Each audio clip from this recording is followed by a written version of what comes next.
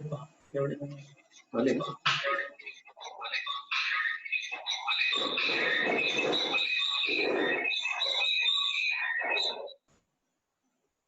चालेल.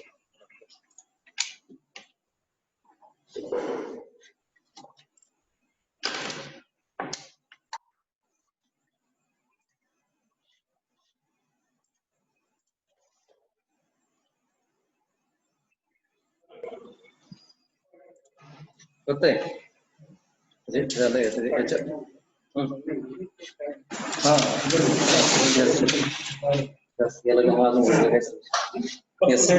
प्लीज हो सर. ते तिकडे चालू आहे ना कॅमेरा, ते इकडचं बंद होतं कॅमेरा.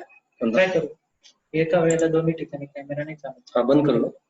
नाही इकडचा याच्यात हे ऍप्लिकेशन चालू आहे ना तुमच्या मोबाईलवर चालू आहे ना काहीतरी. हे बंद करून देतो. ओके मी तर दिसतंय ना मला. मी काय म्हणतो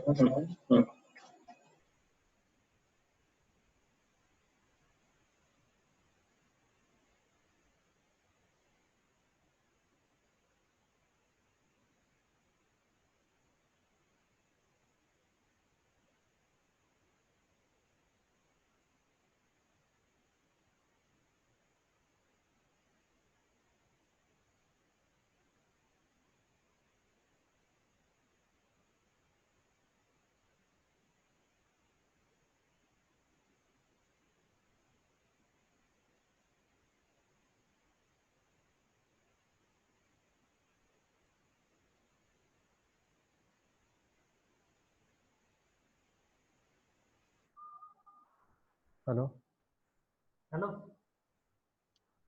सरांची स्क्रीन बंद आहे.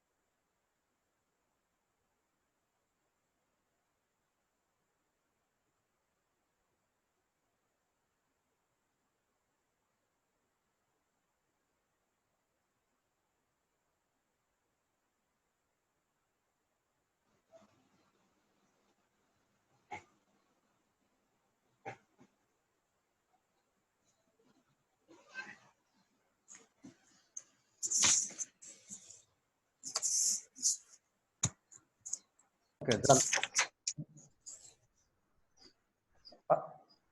एक मिनिट, आता त्यांना सांग मी सुरू करून देतो कारण बरेच पार्टिसिपेंट्स आले आहेत.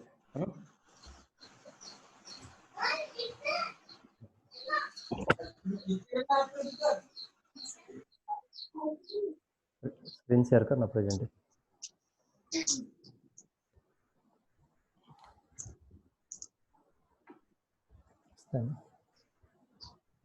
त्याच्यामध्ये पेन ड्राईव्ह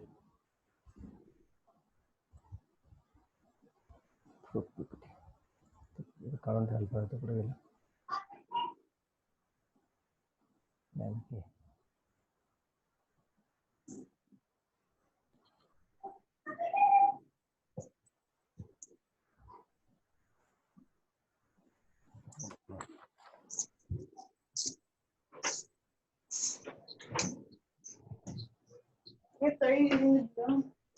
सगळ्यांना अनम्यूट कर.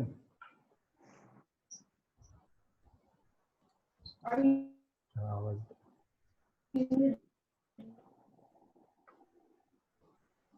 तुझं चालू राहील ना व्यवस्थित.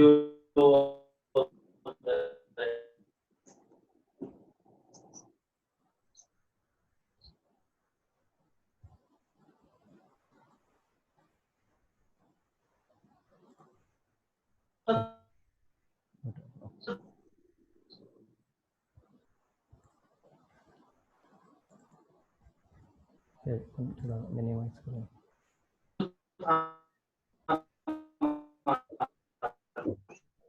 आता तुमच्या इथं चालू झालं का? हॅलो बघ बर. संदीप, ए संदीप. हा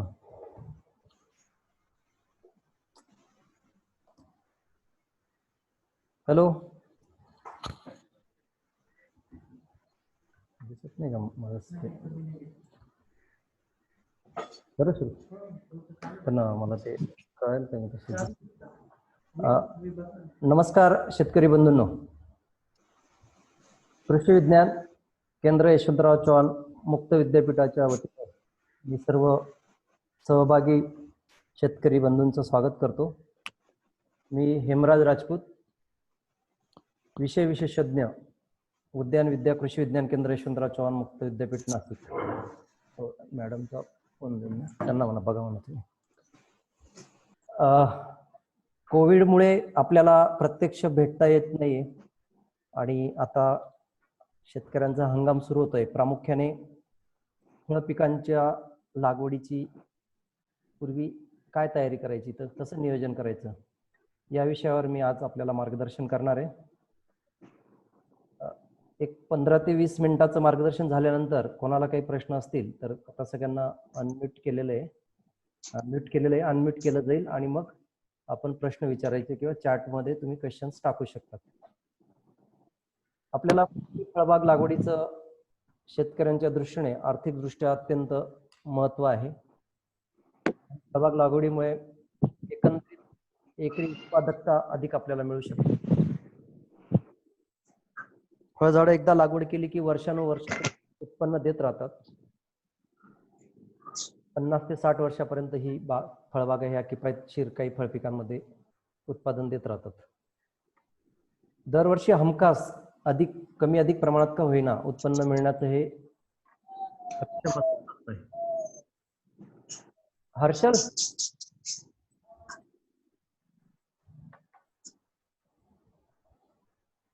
डिस्टर्बन्स बरं येते आवाज. म्यूट केलेला आहे ना सगळ्यांना? अनम्यूट नाही केलं अजून सर कोणी. अनम्यूट नाही ना? नाही सगळे हेच आहेत. हा त्याच्यामुळे जरा डिस्टर्बन्स येते. अनम्यूट इथून अनम्यूट करून दे सगळ्यांना, मग आपण म्यूट करून दे.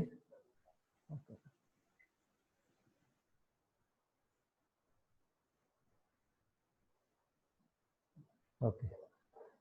तर 50-60 वर्षापर्यंत उत्पादन देत राहतात. हमखासपणे कमी अधिक प्रमाणात असे ना फळपिकांपासून आपल्याला उत्पादन मिळतो. शेतकऱ्यांना आणि शेतकऱ्याच्या कुटुंबाला वर्षभर रोजगार या बागेपासून मिळू शकतो, जी काही वेगळी कामं चालतात. त्यानंतर पुढे जाऊन अधिक उत्पादन झालं किंवा जर त्या पिकांवर प्रक्रिया जर करणार असाल किंवा प्रक्रिया उद्योग असतील तर या उद्योगांच्या मार्फत सुद्धा मोठ्या प्रमाणात रोजगार निर्मिती होऊ शकते किंवा स्वयंरोजगार यापासून होऊ शकतो की ज्यापासून एक ॲडिशनल इन्कम शेतकऱ्याला किंवा शेतकऱ्याच्या कुटुंबाला मिळू शकतो. आज आपण बघतोय की याला जे पूरक उद्योगधंदे आहेत, म्हणजे आपलं पॅकेजिंग असेल किंवा इव्हन लागवडीसाठी लागणारे वेगळी साहित्य, साधने, अवजारे, खतं, औषधे, मशिनरी यासाठी जे काही उद्योग असतात छोटे मोठे ते तयार होतात. वाहतुकीची साधने, त्याचं जे काही सगळं मटेरियल आहे इनपुट्स पासून तर तयार झालेला माल, इव्हन मजूर यांच्या वाहतुकीची साधनांमध्ये वाढ झाली, त्याच्यातूनही मोठ्या प्रमाणात रोजगार वाढतो. नंतर फळपिकांचं जे लागवड तंत्रज्ञान आहे किंवा जी फळ शेती ही केली जाते यासाठी त्या शेतकऱ्याला त्या पिकाचा शास्त्रीय पद्धतीने अभ्यास करणं गरजेचं असतं. त्यासाठी त्या व्यवसायामधलं शास्त्रीय ज्ञान आणि व्यावसायिक प्रतिष्ठा वाढते. आज आपण बघतो की वेगळ्या प्रकारचे जे पिकांचे जे काय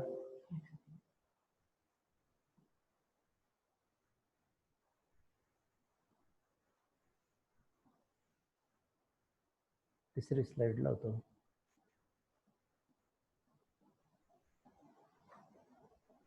दोन मिनिटं.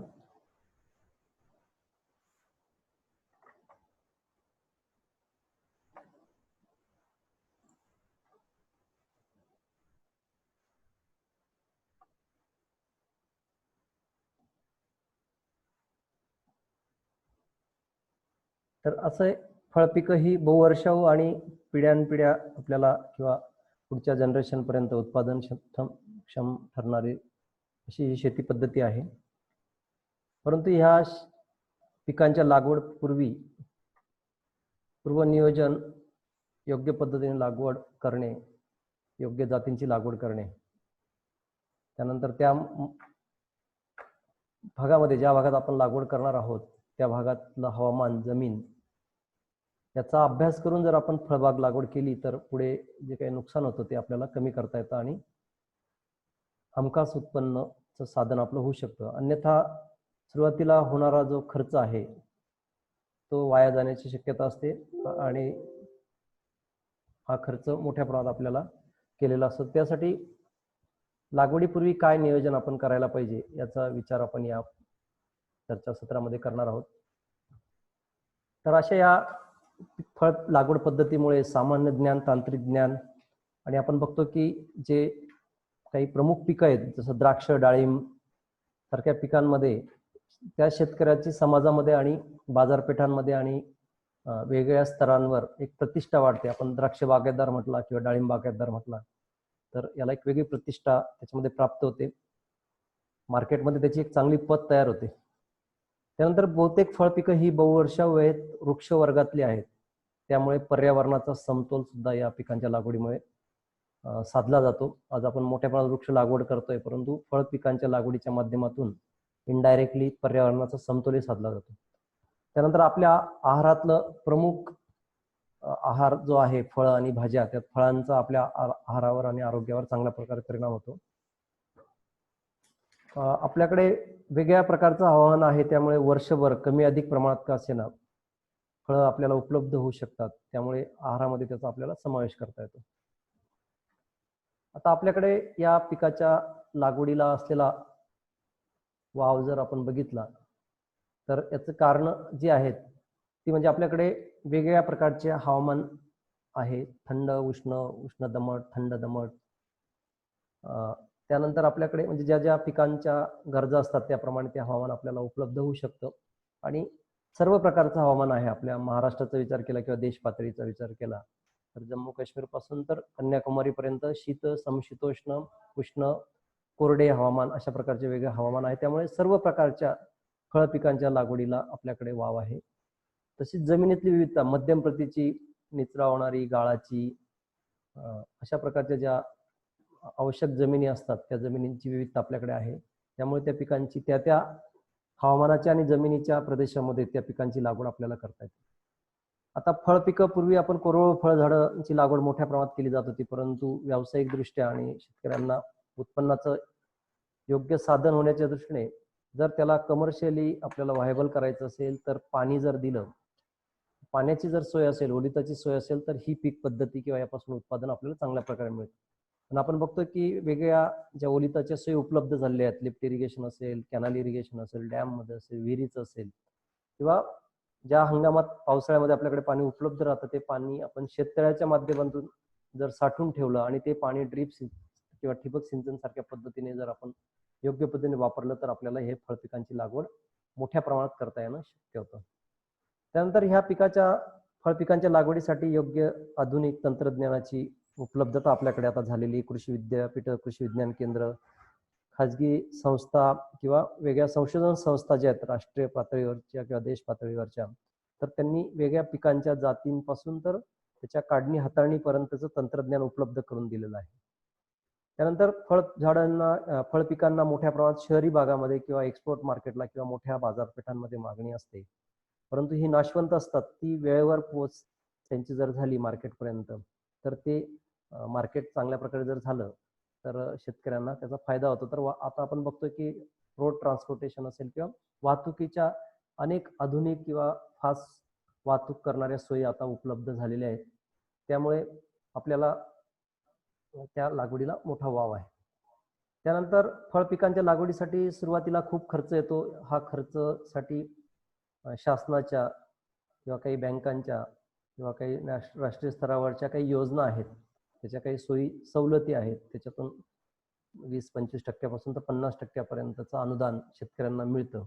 तर त्यामुळे फळबाग लागवडीला चांगल्या प्रकारे वाव आहे. सुरुवातीला होणारा खर्च काही प्रमाणात आपल्याला त्या माध्यमातून सोयी सवलतीतून मिळू शकतो. त्यानंतर आपल्याकडे वेगळ्या प्रकारच्या कोऑपरेटिव्ह सोसायटीज आहेत, पीक संस्था आहेत किंवा काही खाजगी संस्था शेतकऱ्यांपर्यंत तंत्रज्ञान पोहोचवण्याचं काम त्याच्यामध्ये करत असतात. तर त्या संस्थांच्या सहभागातून तांत्रिक ज्ञान किंवा त्या पिकाच्या लागवडीपासून तर काढणीपर्यंतच्या ज्या बाबी असतात त्यासाठी मोठ्या प्रमाणात मदत मिळत असते. त्यानंतर फळ काढणी आणि त्याच्यावरची प्रक्रिया, आपल्याकडे जवळजवळ 20-25% फळांची योग्य पद्धतीने काढणी न केल्यामुळे त्याची नासाडी होते किंवा ते योग्य पद्धतीने ग्राहकापर्यंत पोहोचत नाही. परंतु आता त्यावरही तुमचं काढणीपासून तर त्याचं grading, packaging, storage, transport to processing अशा या तंत्रज्ञानाची उपलब्धता झालेली आहे. त्याच्यावर प्रक्रिया करणारे उद्योग सुरू झाले. त्यामुळे काही प्रमाणात ह्या फळपिकांवर प्रक्रिया करून जो अतिरिक्त माल आहे त्याच्यापासून बाजार मूल्य वाढवता येऊ शकतं. त्यानंतर आपल्या देशांतर मार्केट तर आहेच, परंतु निर्यातीला सुद्धा आपल्या भारतातल्या काही प्रमुख फळपिकांना खूप मोठा वाव आहे. याचं कारण म्हणजे आपल्याकडची भौगोलिक परिस्थिती, आपल्याकडच्या फळांमध्ये असणारे एकंदरीत गुणधर्म आणि त्या होणारं अतिरिक्त उत्पादन जे आहे ते आपण काही प्रमुख फळपिकांमध्ये निर्यात करू शकतो. त्यामुळे देशाला मोठ्या प्रमाणात परकीय चलन मिळू शकतं. तर आपण बघतोय की वातावरणामध्ये खूप बदल झालेले आहेत. नैसर्गिक आपत्तीमुळे मोठ्या प्रमाणात फळपिकांचं नुकसान होतं आणि आपण बघितलं की फळपिकांच्या लागवडीसाठी खर्च मोठ्या प्रमाणात होतो आणि काही हंगामात तो जर पिकाचं नुकसान झालं प्रमुख हंगामामध्ये तर मोठं नुकसान टाळण्यासाठी काही प्रमाणात आता नैसर्गिक आपत्तीचे विमा योजना सुद्धा सुरू झालेल्या आहे. तर अशा या फळ पिकांच्या लागवडीसाठी जे वेगळे घटक किंवा ज्या काही बाबी आहेत महत्वाच्या ते आपण विचार करायला पाहिजे की आपण ज्या ठिकाणी फळ पिकांची लागवड करणार आहोत त्या पिकाचं हवामान कसं आहे. आता आपण हवामान ढोबळमानाने भरतो, परंतु हवामानामध्ये तापमान, सूर्यप्रकाश, आर्द्रता आणि पडणारा पाऊस, तर याचं किमान 3 वर्षाचा डेटा आपल्याकडे पाहिजे किंवा आपल्याला माहित पाहिजे की आपल्याकडे उन्हाळ्यात एवढं टेम्परेचर जातं, सूर्यप्रकाश किती क्लिअर असतो, आर्द्रता जास्त होते कमी होते किंवा पाऊस किती आहे. तर या सगळ्या बाबींचा विचार करून आणि त्या पिकाची गरज, आपण जे पीक निवडणार त्या पिकाला ते योग्य आहे का याचा विचार करून आपण पिकाची निवड केली गेली पाहिजे. सूर्यप्रकाश सुद्धा हा क्लिअर आणि स्पष्ट असला तेवढी प्रकाश संश्लेषण क्रिया अधिक होते. तर त्यामुळे त्या पिकात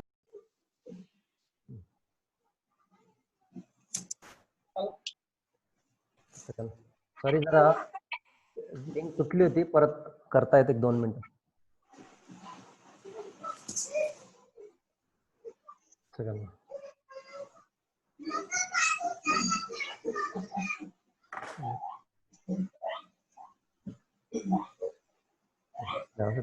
वेट कर ना सगळ्यांना.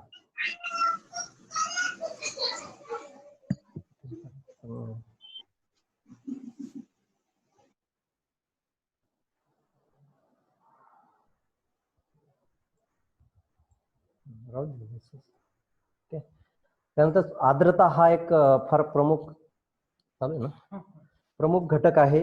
त्याला आपण रिलेटिव्ह ह्युमिडिटी टक्केवारीमध्ये मोजली जाते. दमट हवामान जर असेल तर प्रकाश संश्लेषण क्रियेवर परिणाम होतो आणि आपण बघतो की वेगळ्या प्रकारचे जे किडी रोगाचा प्रादुर्भाव त्यामुळे वाढतो. तर त्याचा विचार करायला पाहिजे. द्राक्षासारखं जर पीक आहे, आपण जर खूप आर्द्रतायुक्त किंवा ज्या ठिकाणी ह्युमिडिटी जास्त असते तर बुरशीजन्य रोगाचा प्रादुर्भाव त्याच्यामध्ये मोठ्या प्रमाणात होतो. त्यानंतर पाऊस हा एक महत्वाचा घटक आहे. जमिनीत जेवढी ओल असेल तेवढी पिकाची वाढ चांगल्या प्रकारे होते किंवा नंतर पिकाच्या उत्पादनाच्या वेळेस पाण्याची जी गरज असते ती पावसापासून आपल्याकडे भागली जाते. तर पुरेसा ओलावा असेल तर त्या दृष्टीने आपल्याला उत्पादन हे अधिक प्रमाणात मिळू शकते. तर असं हे तापमान, सूर्यप्रकाश, आर्द्रता, धुकं, वादळ, गारपीट, पूर हे सुद्धा आता आजकाल हवामानाचे घटक झाले आहेत. कारण बऱ्याच वेळा वादळ वगैरे जर आलं किंवा धुकं जर झालं किंवा काही गारपीट झाली तर त्याच्याने सुद्धा अनिष्ट परिणाम किंवा पिकाच्या उत्पादनावर परिणाम होतो. हे सगळे वेगळे घटकचा एकत्रित परिणाम म्हणजे हवामान.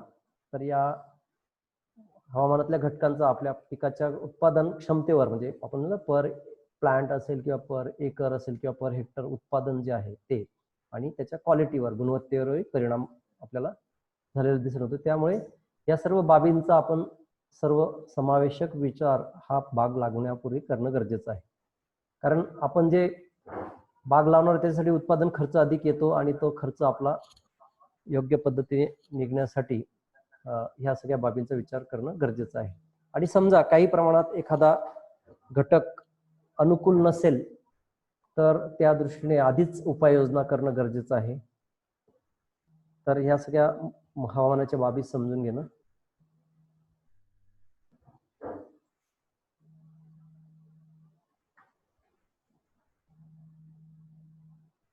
आता आपण या पिकाच्या नियोजनाच्या काही बाबी आहेत त्या आपण याच्यामध्ये बघूया.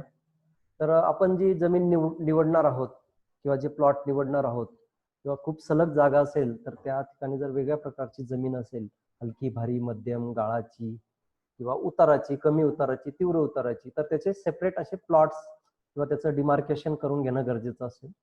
त्यानंतर त्या मातीचा उभा सॉइल प्रोफाईल म्हणजे त्या सॉइल जमिनीमध्ये उभा छेद घेऊन त्यामध्ये कोणत्या कोणत्या प्रकारचे स्तर आहेत, म्हणजे वरती दगडगोटे आहेत किंवा खाली एकदम कातळ आहे किंवा मुरमाट आहे किंवा सुपीक माती किती प्रमाणाची आहे हे सुद्धा बघून घेणं आजकाल JCBच्या सहाय्याने ते आपल्याला सहज शक्य आहे. बऱ्याच वेळा आपण बांधकाम करताना तसा प्रोफाईल काढतो त्या पद्धतीने.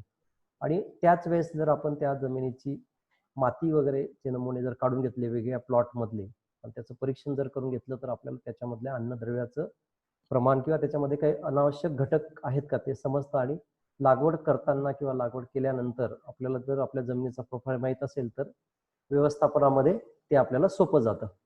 तर अशी ही जमीन जी आहे ती व्यवस्थित तिची लांबी रुंदी मोजून घ्यावी. बऱ्याच वेळा ती उंच सकल असेल तर त्याचं डिमार्केशन करून घ्यावं. प्लॉटची लांबी रुंदी मोजून त्याचा एक नकाशा रफ जसं आपण प्लॅन काढतो त्या पद्धतीने प्लॅन त्याच्यामध्ये काढून घ्यायचा.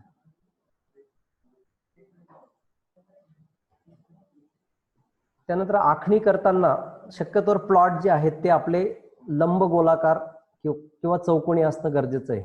असं लंबवर्तुळाकार चौकोनी चौरस किंवा आयताकृती असणं गरजेचं आहे.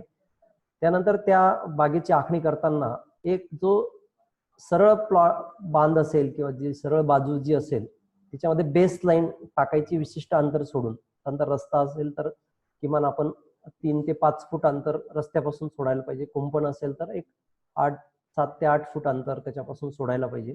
काही अडचणी असतील तर त्या पद्धतीने विशिष्ट अंतर सोडून पण ते एक समान रस्त्याला किंवा त्या बाजूला समांतर असेल त्याला बेस लाईन म्हणतात. आणि मग ह्या बेस लाईनला दुसऱ्या बाजूला काटकोन 90 अंशाचा कोन जो आहे तो टाकून आणि असा काटकोन किंवा चौकोन मार्किंग करून घ्यायचं. आणि मग आपण जे पिकाची लागवड करणार आहोत त्या पिकाच्या लागवडीच्या अंतरानुसार मार्किंग करून घ्यायचंय. लागवडीपूर्वी आपण जे पीक लावणार आहोत, किती एकरेज लावणार आहोत, त्याची पाण्याची गरज, जर तो प्लॉट खालीवर असेल तर त्याचे सपाटीकरण, माती पाणी परीक्षण करणे, खड्डे किंवा चर खोदणे. आता आपल्याला जास्त अंतरावर लावायचं असेल तर खड्डे खोदणे, कमी अंतरावर लावायचं असेल तर चर खोदणे. तर या पद्धतीचे नियोजन आधी करून घ्यायचंय. काही प्रमाणात जर तुमची जमिनीमध्ये पाणी साचत असेल किंवा पाण्याचा निचरा होत नसेल किंवा खूप भारी जमीन असेल तिथं पाणी पावसाळ्यात साचत असेल तर त्याचं आधीच उन्हाळ्यामध्ये पावसाळ्यापूर्वी निचरा करण्यासाठी योग्य चर काढून ते पाणी काढून देणं गरजेचं आहे. याविषयी व्यतिरिक्त अजून काही आपल्याला दुरुस्त्या करायच्या असेल, बांधबंदिस्ती करायची असेल, काही रस्ते किंवा कुंपण वगैरे ह्या सगळ्या गोष्टींचा विचार आधी आपण लागवडीपूर्वीच करायला पाहिजे. नंतर माती पाणी परीक्षणाचं महत्व ऑलरेडी सांगितलं की माती आपण जेव्हा फळपिकांची लागवड करतो ती वर्षानुवर्ष ते उत्पादन आपल्याला देत राहणार आहे. त्यामुळे त्या पिकासाठी आवश्यक असणारे मूलद्रव्य कमी अधिक प्रमाणात किंवा हानिकारक घटक त्याच्यात जर असतील तर लागवड केलेलं खूप आपलं नुकसान होऊ शकतो. तर ते आपल्याला माती परीक्षणातून समजू शकतो. तर त्या जमिनीमधले सगळे जे काही क्षार आहेत किंवा अन्न घटक आहेत, टोटल 16 प्रकारचे अन्नद्रव्य, परंतु किमान मुख्य अन्नद्रव्य EC, pH ह्या बाबी, ऑर्गॅनिक कार्बन हे आपल्याला जर समजल्या तर त्याप्रमाणे आपल्याला लागवडीपूर्वी जे आपण खड्डे भरतो किंवा लागवड केल्यानंतर आपल्याला त्या पिकाचं नियोजन करण्यासाठी कोणते अन्नद्रव्य किती प्रमाणात द्यायला पाहिजे किंवा काय त्याच्यामध्ये हानिकारक घटक आहेत त्याचं नियोजन आपल्याला चांगल्या प्रकारे करता येऊ शकतं. तर यासाठी शेतातून किंवा आपण जे प्लॉट पाडलेले आहेत ते खड्डे घेतो त्याच वेळेस आपण प्रातिनिधिक नमुने घेऊन त्या योग्य त्या प्रयोगशाळांमध्ये परीक्षणासाठी पाठवून आणि मग त्याचा अहवाल आल्यानंतर मग आपण त्याच्यामध्ये उपाययोजना त्याच्यामध्ये करता येतात. जर काही अन्न घटक कमी असतील तर ते आपल्याला योग्य प्रमाणात देता येतात. काही घटक गरजेपेक्षा जास्त असेल तर ते टाकण्याची गरज नाही, किंवा काही क्षार किंवा त्याच्यामध्ये ऑर्गॅनिक कार्बन कमी असेल तर त्याप्रमाणे आपण खड्डे भरताना, चर भरताना किंवा त्याच्या पिकाची लागवड केल्यानंतर त्याला त्याचे जे डोसेस आहेत ते योग्य किंवा गरजे एवढे देण्याची नियोजन आपल्याला करता येतं. जसं माती परीक्षणाचं महत्व आहे तसं पाणी परीक्षण हा सुद्धा फार महत्वाचा घटक आहे. कारण आपण जे अन्नद्रव्य देतो प्रामुख्याने बागायती फळ पिकांमध्ये पाण्यातून देतो, त्याला फवारणीसाठी जे पाणी वापरतो त्या पिकाच्या फ्लड इरिगेशनसाठी किंवा ड्रीपमधून, तर त्या पाण्याची प्रत, त्याच्यामधला त्याचा pH, त्याच्यातलं क्षारांचं प्रमाण, आणि जर क्षारांचं प्रमाण असेल तर त्याच्यामध्ये सोडियम किंवा क्लोराईड यासारखे किंवा बोरॉन सारखे हानिकारक क्षार अधिक प्रमाणात जर असतील तर त्या पाण्याचा आपल्याला वापर कितपत होईल, मग आपल्याला वेगळी पाण्याची व्यवस्था करता येईल किंवा त्या पाण्याचा जर आपल्याला वापर करायचा असेल तर आपल्या व्यवस्थापन पद्धतीमध्ये काय बदल करता येईल की जेणेकरून त्या पाण्याच्या वापरामुळे आपल्या बागेला नुकसान होणार नाही. तर ह्या गोष्टींचा सुद्धा आधीच विचार करायला पाहिजे. त्याचसोबत हे पाण्याची उपलब्धता, आपल्या पिकाला जी काही पाणी लागणार आहे त्याचा पण विचार केला पाहिजे. तर एकतर फळ पीक कोणतंही असू द्या त्याला उत्तम निचऱ्याची जमीन लागते. खूप खाच खळग्याची, दगडगोट्याची, चुनखडीची किंवा एकदम पाणथळ अशी जागा शक्यतोवर किंवा अशी जमीन शक्यतो निवडू नये. चुनखडीच्या बाबतीत त्यातले आंबा वगैरे सारखे जे पिकं आहेत हे चुनखडीला अतिशय चोखंदळ आहेत. त्याच्यात जर 10% जास्त जर चुनखडीचं प्रमाण असेल तर आंब्याच्या बागा व्यवस्थित डेव्हलप होत नाही. खूप काळ्या, टणक, निचरा न होणाऱ्या, आपल्याला बऱ्याच जणांना वाटतं की आमची जमीन खूप भारी आहे, आणि तर अशा खूप भारी जमिनीमध्ये सुद्धा फळबागा लागवडीला खूप मर्यादा येतात किंवा खूप अडचणी येतात. चुनखडीचं प्रमाण किंवा एकदम कातळ जमीन असेल, दगडगोटे असतील किंवा खूप मुरमाटी असेल तर अशा जमिनीमध्ये आपल्याला जर बाग लावायची असेल तर तो लागवडीपूर्वी काही गोष्टींमध्ये आपल्याला नियोजन करावं लागतं. खूप मुरमाट जमीन असेल तर आपल्याला त्याच्यामध्ये बाहेरची पोयटा माती आणून टाकली गेली पाहिजे. कातळ जमीन असेल तर शक्यतोवर कातळ जमीन मध्ये जर आपल्याला ब्लास्ट वगैरे करून किंवा ते दगड काढून जर खड्डे भरून किंवा वरती पोळ पद्धतीने लागवड केली तरच बाग यशस्वी त्याच्यामध्ये होतो. अन्यथा कातळ जमिनीमध्ये खूप अडचणी निर्माण होतात. दगडगोटे जर असतील तर ते दगडगोटे खड्डे करून ते काढून घेणे आणि त्याच्या बदल्यामध्ये तेवढी माती जी आहे ती त्याच्यामध्ये भरली, तर ह्या गोष्टींचा विचार केला पाहिजे. जमिनीच्या बाबतीत जागा जी आहे, आपलं जे लोकेशन आहे किंवा जे आपला प्लॉट आहे तो सलग असणं गरजेचं आहे किंवा त्याच्यामध्ये वाढीला वाव असला पाहिजे. शक्यतोवर फळबागा ज्या आहेत त्या अर्धा एकरच्या वरच पाहिजे. अर्धा एकर, 1 एकर, 1.5, 2, 5 एकर. आजकाल जर व्हायबिलिटी बघितली 2 ते एकर कमीत कमी कोणतीही बाग असेल तर ती व्यापारी दृष्ट्या किंवा व्यावसायिक दृष्ट्या आपल्याला फायदेशीर ठरते. तिकडे जर आपली गुंठ्यामध्ये जागा असेल तर शक्यतोवर अशा जागेवर लागवड करणं पुढे फायदेशीर ठरत नाही. नंतर पाणी पुरवठ्याच्या बाबतीत त्याला नियमित पाण्याची गरज असते, कमी अधिक प्रमाणात का असेना, परंतु आणि हंगामामध्ये बहार धरताना पाणी पुरवठ्याची खात्री आहे का त्यानुसार त्याचाही विचार आपण आधी करायला पाहिजे आणि गुणवत्ताही तपासली गेली पाहिजे.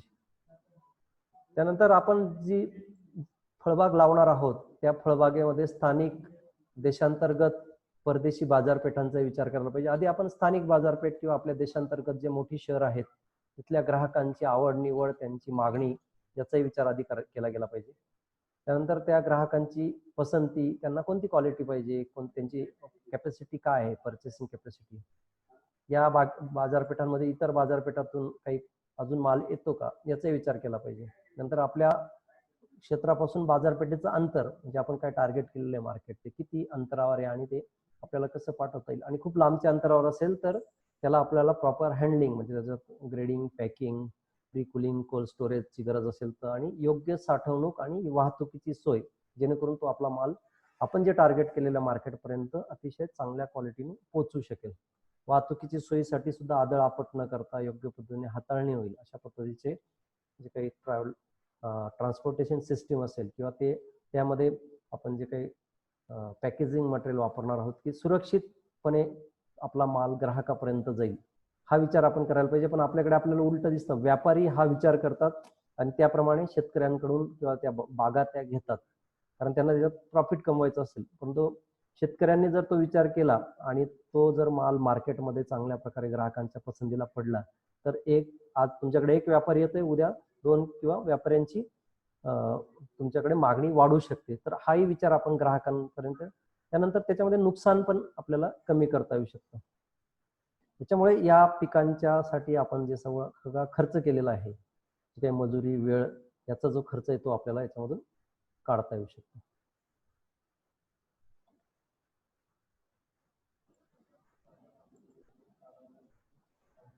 नंतर सुरक्षितता हा एक महत्वाचा घटक आहे. आंब्यासारखी पिकं जी आहेत ना त्यामध्ये खूप मोठ्या प्रमाणात नुकसान होतं.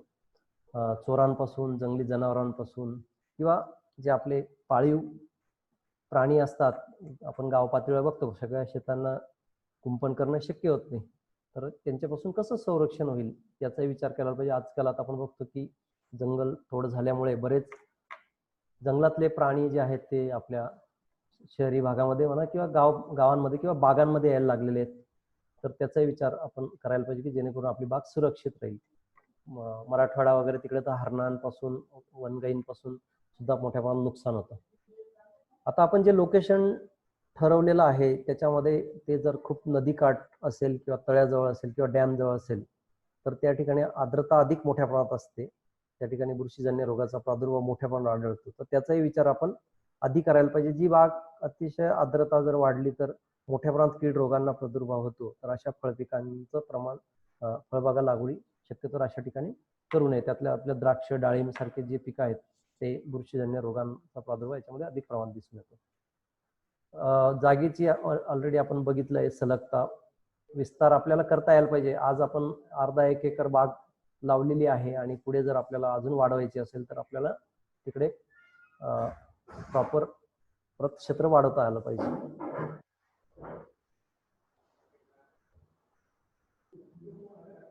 त्यानंतर आपण जी बाग लावणार आहोत, जी फळबाग लावणार आहोत, तिथलं हवामान, जमीन तर आपण बघितलं, पण मजुरांची उपलब्धता, नंतर फळबाग यशस्वी होऊ शकतील अशा एक किंवा एकापेक्षा जास्त जर 2 पिकं लावली तर त्याचं वर्षभर आपल्याला मार्केटिंग करता येतं.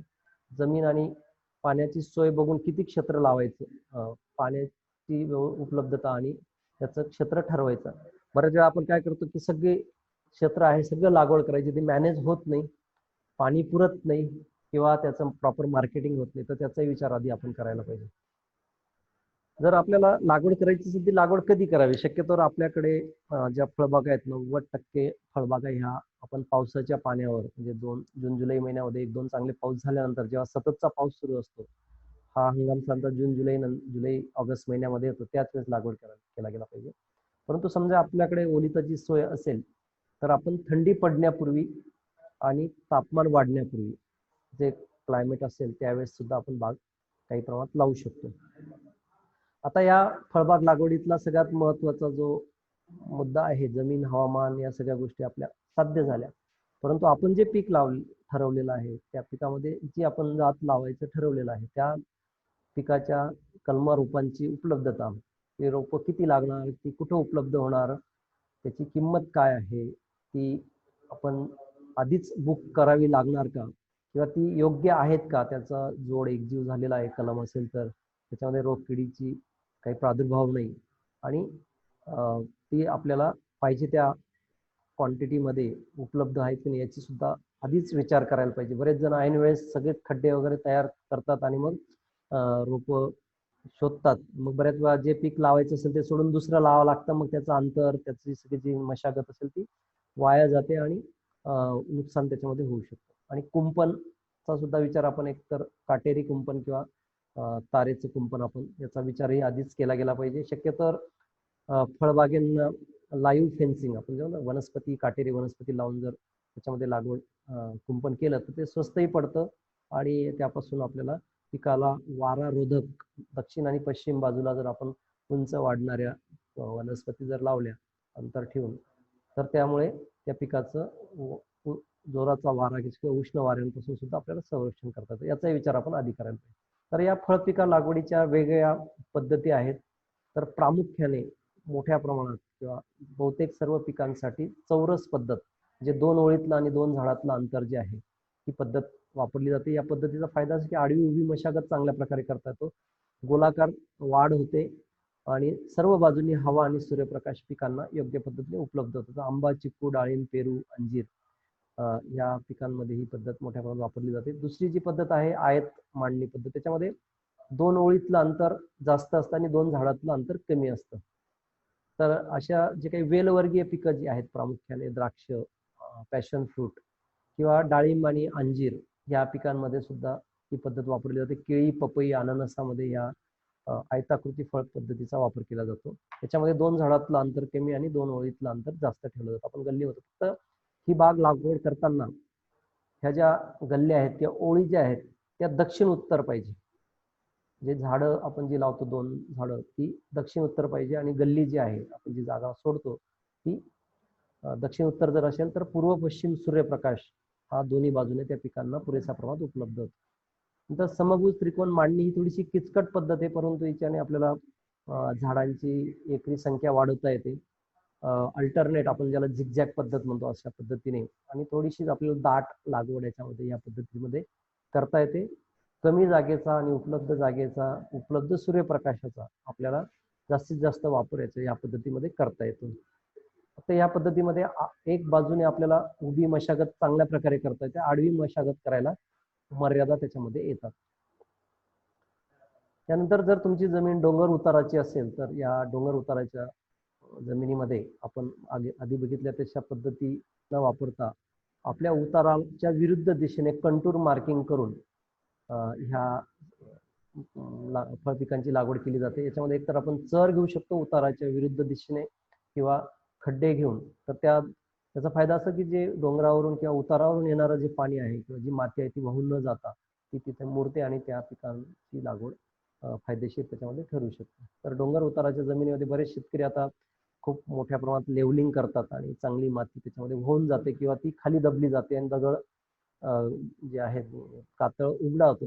तर गरज नसेल तर शक्यतोवर ती जमीन नैसर्गिकरित्या तशीच ठेवून उताराच्या विरुद्ध दिशेने चर घेऊन ट्रेंच करून त्याचा प्रॉपर एक सॉइल सर्वे करून त्यानुसार मग त्या 2 चरातलं अंतर आणि 2 झाडातलं अंतर आपल्याला त्याच्यामध्ये ठरवता येतं. तर अशा या फळपिकांची जर लागवड करायची असेल तर प्रत्येक फळपिकाच्या वाढीनुसार लागवडीतलं अंतर हे ठरलेलं ह्या कृषी विद्यापीठाने रिकमेंड केलेले अंतर आहे. आंबा 10 बाय 10 मीटर म्हणजे 30 बाय 30 फुटावर लावलं जातं, त्याच्यामुळे हेक्टरी 100 झाडं बसतात. परंतु आपण बघितलं की आता कलम पद्धती आल्यामुळे आपल्याला हे झाडांचं अंतर घन लागवड पद्धतीने 15 बाय 15 फूट किंवा 20 बाय 20 फुटावर करता येतं, किंवा अति घन लागवड जर करायची असेल तर ते आपल्याला 4 ते 5 फुटापर्यंत सुद्धा कमी करता येतं. त्यामुळे एक ट्री झाडांची संख्या त्याच्यामध्ये वाढते. अदरवाईज जर आपली जमीन खूप भारी असेल आणि पिकाची वाढ चांगल्या प्रकारे होणारी असेल किंवा त्या पिकासाठी अतिशय 100% योग्य असेल तर म्हणजे जास्त अंतरावर लागवड करावी. अदरवाईज जर मध्यम प्रतीची असेल तर त्यापेक्षा कमी. समजा आता आंब्याचं उदाहरण घेतलं तर भारी जमिनीमध्ये किंवा चांगल्या जमिनीमध्ये 10 बाय 10 मीटर किंवा 30 बाय 30 फूट, थोडी त्यापेक्षा हलकी जमीन असेल तर 20 बाय 20 फूट, त्याच्यापेक्षा कमी हलकी असेल किंवा मुरमाड जमीन असेल तर 15 फुटावर, किंवा आता अति घन पद्धतीने 5 बाय 6 फूट बाय 8 ते 10 फूट अंतरावर लागवड केली जाते. त्यामुळे हेक्टरी झाडांची संख्या आपल्याला वाढवता येते. चिक्कू, चिंच हे सुद्धा 10 फुटावर लागवड केली जाते. परंतु आता आपण ग्राफ्टेड पद्धतीचा जर वापर केला तर किमान 18 ते 20 फूट अंतरावर लागवड सुद्धा आता फायदेशीर ठरते आहे. त्यामुळे हेक्टरी झाडांची संख्या ही आपल्याला 20 ते 25% वाढवता येते. परंतु काही जे मध्यम वाढीचे जे फळझाड आहेत, सीताफळ, लिंबू, त्यांची आपण 6 ते 7 मीटरवर म्हणजे 18 ते 20 फुटापर्यंत लागवड याच्यामध्ये करू शकतो. नारळाची लागवड ही आपण 7.5 बाय 7.5 मीटर म्हणजे 20 ते 21 फुटापर्यंत त्याच्यामध्ये करू शकतो. डाळिंब आणि अंजीर यांची जी लागवड आहे ती आयताकृती पद्धतीने 12 बाय 10 किंवा 10 बाय 8 बाय 12 या पद्धतीने लागवड केलेली फायदेशीर ठरते. ह्या प्रत्येक पिकाचं आपलं हवामान, जमीन आणि आर्द्रता, रोगकिडीचा प्रादुर्भाव, कारण दाटी जर झाली तर रोगकिडीचा प्रादुर्भाव त्याच्यामध्ये वाढतो, तर याचाही विचार लागवड करण्यापूर्वी आणि जमिनीचं प्रत याचाही विचार आपण याच्यामध्ये करणं गरजेचं आहे. आता आपण सगळं नियोजन केलं तर आपल्याला कोणती जात किंवा कोणता वाण लावायचा आहे, व्हरायटी कोणती लावायची याचा विचार आपण करणं गरजेचं आहे. आंब्यामध्ये आपण बरेच शेतकरी हापूसला प्रेफर करतात, परंतु कोकणामध्ये हापूस जी लाल माती आहे त्यामध्ये चांगल्या प्रकारे हापूसला पर्याय म्हणून रत्न आणि सिंधू या जाती आलेल्या आहेत. परंतु आज मार्केटमध्ये ग्राहकांपर्यंत किंवा इव्हन निर्यातीला सुद्धा केशर ही जी व्हरायटी आहे हिला खूप चांगल्या प्रकारे मागणी आहे. डाळिंबामध्ये भगवा, सुपर भगवा, मृदुला, पेरूमध्ये सरदार ही आपली खूप जुनी जात आहे, परंतु आजही खूप चांगल्या प्रकारे मार्केटमध्ये चालते. आता काही ललित, अलाहाबाद सफेदा, श्वेता अशा काही नवीन व्हरायटीज आलेल्या आहेत. काही खाजगी पण व्हरायटी आलेल्या आहेत, परंतु त्या खाजगी व्हरायटींचं मार्केट किंवा त्याचं मॅनेजमेंट, त्याचं व्यवस्थापन आणि रोपांची किंमत आणि त्यापासून मिळणारं रिटर्न याचा पण विचार करून करायला पाहिजे. त्यातल्या आपली जी सरदार किंवा लखनौ 49 ही व्हरायटी सगळ्यात बेस्ट आहे. सीताफळामध्ये बाळानगर ही खूप जुनी व्हरायटी आहे, परंतु आजही ती चांगल्या प्रकारे होतं. फुले पुरंदर, फुले जानकी, आता गोल्डन सीताफळ, अॅनोटा वगैरे ह्या बऱ्याच व्हरायटी त्याच्यामध्ये आलेल्या आहेत. आवळ्यामध्ये ह्या सगळ्या कृष्णा, कांचन, चकया, चिंचेमध्ये PKM1 प्रतिष्ठान, लिंबूमध्ये महात्मा फुले कृषी विद्यापीठ, साई सरबती, फुले सरबती, विक्रम, प्रमालिनी या व्हरायटी चांगल्या प्रकारे होतात. काही सीडलेस लेमन पण आले, बालाजी म्हणून एक आलेलं आहे की नाशिक सारख्या थंड वातावरणामध्ये ती चांगल्या प्रकारे येऊ शकते. लाईम आणि लेमन असे दोन प्रकार आहेत. आपला लिंबू जो आहे तो कागदी लाईम पातळ सालीचा, आणि लेमन जो आहे तो थोडासा लांबट असतो, साल जाड असते, परंतु तो वेगळ्या सर्व प्रकारच्या वातावरणामध्ये येऊ शकतो. संत्रा, मोसंबी या पिकांची लागवड आपल्या नाशिक कंडिशन्समध्ये त्याला मर्यादा आहेत.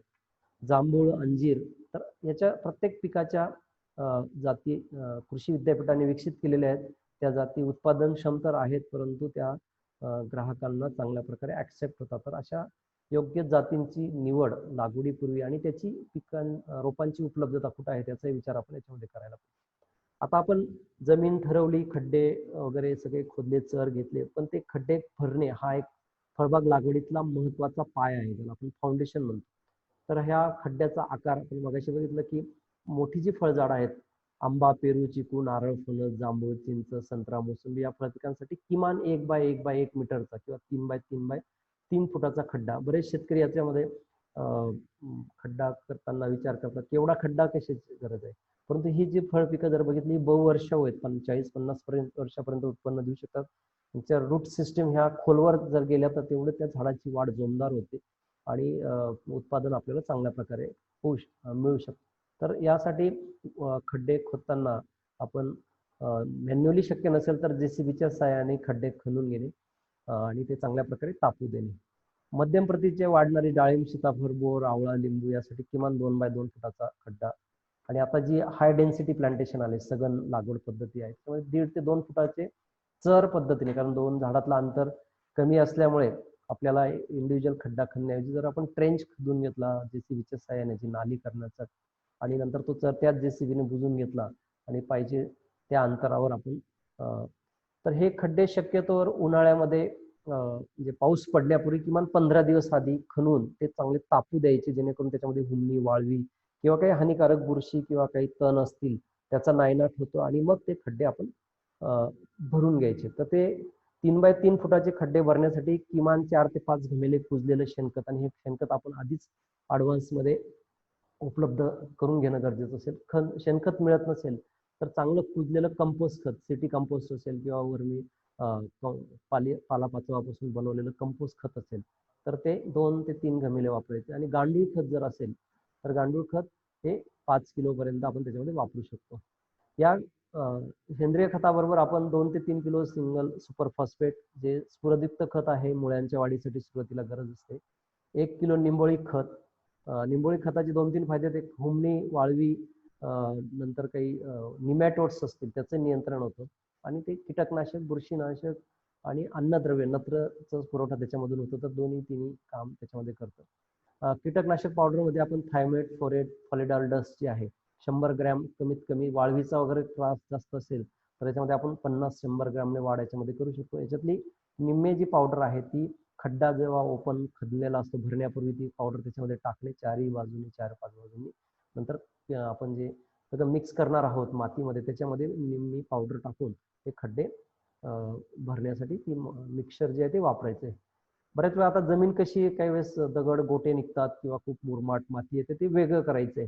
खूप मुरमाट असेल तर त्याच्यामध्ये गाळाची माती टाकणे, दगड गोटे जर असतील तर ती माती कमी पडते, तर आपल्याला बाहेरून माती, दगड गोटे शक्यतोवर त्या खड्ड्यामध्ये राहणार नाही. अदरवाईज मुळ्यांच्या वाढीला त्याचे फार दुष्परिणाम होतात किंवा मग नंतर मशागत करताना ते दगड गोटे काढताना मुळ्यांना इजा सुद्धा त्याच्यामध्ये होऊ शकते. शक्यतोवर आपल्याकडे जर उन्हाळ्यामध्ये काही काडी कचरा असेल तर तो आपण जर तळाला टाकला तर हर्षल तर तो जर टाकला तर पुढे भुसभुशीतपणा आपण मुळी चांगल्या प्रकारे चालते. तर हे सगळे जे घटक आपण वरती बघितले त्यात जर आपण खड्डा खणताना सुपीक वरची माती वेगळी खालची वेगळी आणि ही सुपीक माती पालापाचोळा टाकून खाली टाकली आणि वरची जी खालची जी माती आहे मध्यम प्रतीची त्याच्यामध्ये हे सगळे खत मिक्स जर केले तर चांगल्या प्रकारे झाडांची वाढ जी आहे ती होते. आणि हे सगळं एकजीव करून भरतानाच टाकायचं. बरेच जण काय करतात की खड्ड्यामध्ये आधी खाली शेणखत टाकून देतात, वर माती टाकतात आणि ते सगळं शेणखत खाली राहतं. ते 2-3 वर्षापर्यंत त्या पिकाला उपलब्ध होते. हे सगळं एकजीव व्हायला पाहिजे आणि हे सगळं त्या चरामध्ये किंवा खड्ड्यामध्ये लोटायचं आणि जमिनीपासून वरती किमान 1 फुटाचा त्याचा पोळ तयार होईल या पद्धतीने तो पोळ मारून ठेवायचा. तर अशा पद्धतीने एक चित्रामध्ये दिसतं की खड्डा हा त्याच्या दोन्ही प्रकारच्या मधली वरची आणि खालची माती वेगळी करणे, खालची माती मध्ये सगळं अन्नद्रव्य मिक्स करणे आणि वरच्या मातीमध्ये वरून ती सगळी एकजीव करून जर भरली तर पिकाच्या वाढीसाठी चांगल्या प्रकारे. आता 2x2 फुटाच्या खड्ड्यासाठी हा जो डोस आहे आपण निम्म्याने कमी करू शकतो किंवा या हर्षल वायफाय तुझं आहे का हॉटस्पॉट ते अनस्टेबल होते तुझं नेट नाही ना कोणतरी हात रेज करत होतो आपलं. तर हा खताचा डोस जो आहे तो 2.5 ते 3 फुटांसाठी आपल्याला तो वापरायचा आहे. त्यानुसार ते सगळी उपलब्धता किती खड्डे झाले, किती लागणार आहेत, किती गोण्या, किती ट्रॉली हे सगळं किंवा किती पाट्या आणि किती किलो कीटकनाशक पावडर याचं सगळं ताळेबंद किंवा त्याचं गणित मांडून हे सगळं आधीच तयार ठेवायचं आहे. आणि पाऊस पडण्यापूर्वी माती कोरडी असताना जर खड्डे भरले तर हे सगळे एकजीव करता येतं. बरेच जण पाऊस पडल्यानंतर खड्डे घेतात आणि पाऊस माती ओली झाल्यानंतर हे सगळं एकजीव करता येत नाही किंवा माती जर तुमची भारी असेल थोडीशी टणक होते किंवा त्याचा चिखल होतो आणि मग अशा खड्ड्यांमध्ये झाडांची वाढ योग्य पद्धतीने होत नाही. तर फळपिकांच्या लागवडीसाठी आंबा पिकांचा आता आपण 1-2-3 प्रमुख पिकांचा याच्यामध्ये विचार करू. जर तुम्हाला आंब्याची लागवड करायची असेल त्याला मध्यम ते भारी किमान 1.5 ते 2 मीटर खोलीची आणि पाण्याचा निचरा होणारी जमीन पाहिजे. याच्यामध्ये प्रमुख जाती ज्यात केशर, रत्ना, हापूस, सिंधू, पायरी, लंगडा, वनराज, आम्रपाली, राजापूर. आता तुमचं जर मोठ्या प्रमाणात लागवड असेल तर 80% तुम्ही कमर्शियल व्हरायटी लावा जशी केशर आहे आणि एक 10-20% जे आहेत त्या इतर व्हरायटी लावा. त्याच्याने मार्केटिंग पण आपल्याला प्रोलॉंग करता येतं किंवा त्या एक टप्प्याटप्प्याने त्या व्हरायटी येतात. या व्यतिरिक्त काही लोणच्यासाठी किंवा स्थानिक बाजारपेठांमध्ये मागणी असलेल्या राजापुरी सारख्या ज्या व्हरायटी आहेत लोणच्यासाठी त्याची पण लागवड आपल्याला करता येते. लागवडीचं अंतर आंब्यामध्ये आता आपण मगाशी बघितलेलं आहे, खड्डे पण आपण बघितलंय. सुरुवातीला आंब्याचं उत्पादन यायला आपल्याला 2 ते 3 वर्ष लागतात. तर लागवडीनंतर इमिजिएटली आपण जर द्विदल वर्गीय, शेंगवर्गीय किंवा हिरवळीचं खत जर घेतलं तर ते गवत पण कंट्रोल राहतं आणि त्या पिकालाही त्याचा फायदा होतो आणि आपल्या पिकाचं व्यवस्थापनासाठी येणारा खर्च काही प्रमाणात अशामध्ये निघू शकतो. असं 2-3 वर्षापर्यंत आपल्याला शक्य असेल तर आंतरपीक घ्यायचे. खूप उंचीचे भाजीपाला पिकं जसे टोमॅटो, वांगी, मिरची अशी पिकं किंवा वेलवर्गीय पिकं टोळून इतर जे पालेभाज्या आहेत किंवा कंदभाज्या आहेत, लसूण असेल, कांदा असेल किंवा बीट असेल, गाजर, मुळा, नंतर मेथी, पालक, कोथिंबीर अशा पिकांची लागवड त्याच्यामध्ये आपण करू शकतो.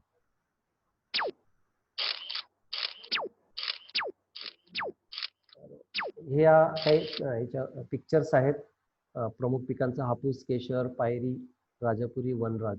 फक्त ते खात्रीशीर ठिकाणावरून आपल्याला त्या व्हरायटीज किंवा ते रोपं ते उपलब्ध होणं गरजेचं आहे. दुसरं जे पीक आहे डाळिंब, याला अतिशय मध्यम प्रतीची निचरा होणारी कमी खोली असेल तरी चालेल, हलक्या जमिनीमध्ये डाळिंबाचं पीक यशस्वी होऊ शकतं. त्यामध्ये आता मोठ्या प्रमाणात भगवा किंवा फुले भगवा ह्या जातींची लागवड केली तर 4.5 बाय 3 मीटर अंतरावर त्याच्यासाठी योग्य पद्धतीने खड्डे खणून शेणखत, कीटकनाशक पावडर आणि बुरशीनाशकांचं भरून ती तयार ठेवायची. बरेच शेतकरी डाळिंबामध्ये खड्डा करतच नाही, सरळ हुंडी आणतात आणि लावतात. ती चुकीची पद्धत आहे. किमान तुम्ही ट्रेंच तरी मारून घ्या किंवा फुल नांगराने किमान 1.5 फूट पर्यंत जमीन फाटेल किंवा त्याची मशागत होईल अशा पद्धतीने त्याची चर त्याच्यामध्ये घेतले गेले पाहिजे.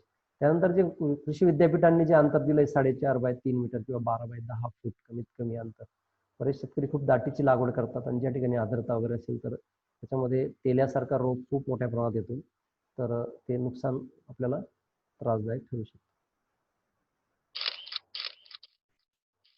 या काही आंब्याच्या संकरित जाती आहेत, आम्रपाली, रत्ना, सिंधू, या जातींची कमी अंतरावर आपल्याला लागवड चांगल्या प्रकारे करता येऊ शकते.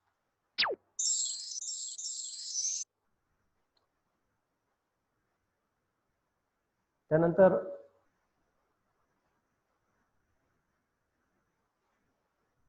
सीताफळ ची लागवड मध्यम प्रतीच्या हवामानामध्ये आपल्याला करता येऊ शकते. हलकी ते मध्यम जमिनीमध्ये, त्याच्यामध्ये बाळानगर, आर्का, सहान 5 बाय 5 मीटर अंतरावर. आणि हे अतिशय कोरडवाहू भागामध्ये ह्या पिकाची लागवड यशस्वी झालेली चांगल्या प्रकारे. तर त्याची छाटणी, व्यवस्थापन, योग्य पद्धतीने खत व्यवस्थापन जर केलं आणि हंगाम जर आपण साधला तर यापासून चांगल्या प्रकारे उत्पादन फळपिकांचं मिळू शकतं. पेरू हे आजच्या घडीला खूप चांगलं फायदेशीर पीक आहे, परंतु पेरूमध्ये जमीन ही चांगल्या प्रतीची असणं गरजेचं आहे. पाण्याची 100% व्यवस्था असावी. योग्य जातीची लागवड, त्याच्यामध्ये पेरूचा सरदार जी व्हरायटी आहे आणि तापकलम किंवा आता भेट कलम सुद्धा त्याच्यामध्ये मिळतात. आणि खड्डे खणून चांगले तापून त्याच्यामध्ये कीटकनाशक, आणि पेरूची लागवड आपण पाण्याची जर सोय असेल तर पावसाळा सोडून उन्हाळ्यापर्यंत आपण त्याच्यामध्ये लागवड करू शकतो. आणि हमखास 3ऱ्या वर्षापासून आपल्याला याच्यापासून उत्पादन मिळू शकतं. हे हमखास उत्पादन मिळवून देणारं पीक आहे. स्थानिक बाजारपेठांपासून तर प्रक्रिया उद्योगांपर्यंत पेरूच्या फळांना चांगल्या प्रकारे मानलं. चिकू हे भारी जमिनीतलं पीक आहे, ज्यांच्याकडे जमीन जास्तीची आहे आणि ज्यांच्याकडे पीक म्हणजे उत्पादन घेण्याला काही वेटिंग पिरियड असू शकतो, कारण चिकूचं खरं उत्पादन 8 ते 10 वर्षानंतर मिळतं. भारी जमीन असेल किंवा चांगली जमीन असेल तर पिकाचं वाढ जेवढी जोमदार होणार तेवढं उत्पन्न त्याच्यापासून जास्त मिळतं. पाणी मुबलक प्रमाणात असणं गरजेचं आहे. त्याच्यामध्ये कालीपत्ती, क्रिकेट बॉल या खूप चांगल्या व्हरायटीज आहेत. आणि उत्पादन. आता ह्या फळ पिकांची जर आपल्याला लागवड करायची असेल तर कृषी विभाग, महाराष्ट्र शासनाच्या वेगळ्या योजना आहेत. त्याच्यातली पूर्वी रोजगार हमी योजनेअंतर्गत फळबाग लागवड योजना होती. त्यानंतर मनरेगा अंतर्गत फळबाग लागवड योजना आहे. भाऊसाहेब फुंडकर ही लागवड योजना, त्याच्या काही अटी शर्ती दिल्या तर तुम्ही आपल्या स्थानिक तालुका कृषी अधिकारी, कृषी पर्यवेक्षक कार्यालयाला भेट देऊन किंवा त्यांच्या वेबसाईटवर जाऊन त्या योजनेची पूर्ण माहिती घेणं गरजेचं आहे. कारण त्याच्यामध्ये काही डॉक्युमेंटेशन आहे, त्याच्या लागवड पद्धती आहे, त्याचं प्रशिक्षण आहे. ते अनुदान आजकाल आता ऑनलाईन पद्धतीने त्याचा अर्ज आधीच करावा लागतो आणि तो त्या शेतकऱ्यांना 3 वर्षासाठी किमान वेगळ्या पद्धतीने अनुदान असेल किंवा मदत जी आहे ती शासन स्तरावर केली जाते. आणि त्याचा एक ठराविक पिरियड असतो किंवा त्याचं एक लक्ष्यांश असतं, सगळ्यांनाच मिळेल असं काही नाही. त्याच्यासाठी काही डॉक्युमेंट्स वेळेवर अपलोड करणं किंवा ते संपर्क साधणं गरजेचं असतं. तर त्याचाही विचार, कारण यामुळे मोठ्या प्रमाणात आपल्या महाराष्ट्रामध्ये फळबाग लागवड योजनेमुळे या फळपिकांखाली क्षेत्र वाढलेलं आहे. तर ह्या योजनांचा अभ्यास करून त्याची लागवड आपण, बऱ्याच वेळा ह्या योजना आपल्याला वेळेवर आपण संपर्क न साधल्यामुळे मिळत नाही. तर आपण काही आपल्या बेसिक जो खर्च आहे तो करून त्याच्यासाठी असणारे जे डॉक्युमेंट्स ते तयार ठेवायचे आणि जेव्हा केव्हा आपल्याला त्या पिकां योजना मिळेल त्यावेळेस त्याचा फायदा घेऊ शकतो. तर अशा पद्धतीने हर्षल, अशा पद्धतीने या फळबाग लागवडीचं नियोजन आणि व्यवस्थापन या विषयावर आपण त्यामध्ये चर्चा केलेली आहे. तर आपल्याला कोणाला प्रश्न असतील तर ते विचारू शकतात. तर याच्यात अनम्यूट करावं, एक एक चालेल.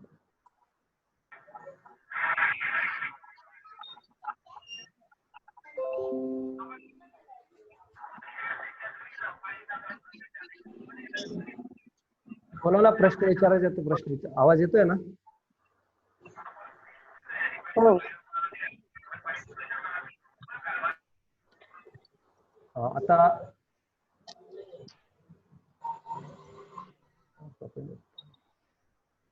पाणी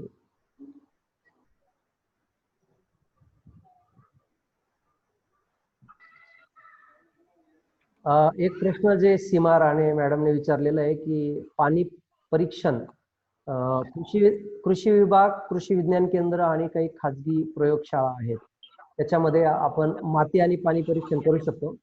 तर त्याचा नमुना, शक्यतो पाण्याचा नमुना जो आहे तो सकाळी काढायचा आहे. मोटर चालू केल्यानंतर आधी एक 5 मिनिटं पाणी जाऊ द्यायचं आणि मग त्या एखाद्या प्लास्टिकच्या बिस्लरीच्या बॉटलमध्ये ज्याच्यात कोणत्याही प्रकारचं ते रिन्स करून घ्यायचं आणि मग तो नमुना, आणि त्या नमुन्यावर किंवा विहिरीत असेल तर बादलीने पाणी काढायचंय मध्यभागातून 2-3 वेळा खालीवर बादली करून, आणि किमान अर्धा ते 1 लिटर पाणी शासकीय प्रयोगशाळांमध्ये किंवा जे गव्हर्नमेंट रेकग्नाइज प्रयोगशाळा आहे त्या ठिकाणी नमुना, त्याबरोबर आपलं सगळं डिटेल्स त्याच्यामध्ये द्यायचं. कोकण सिंधुदुर्ग मध्ये लिंबू कुठला टाईप लावू?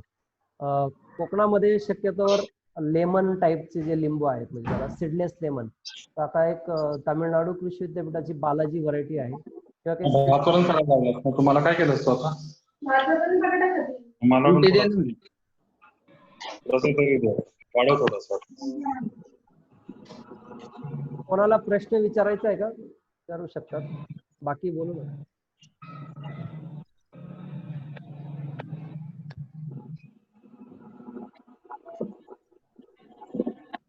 हॅलो.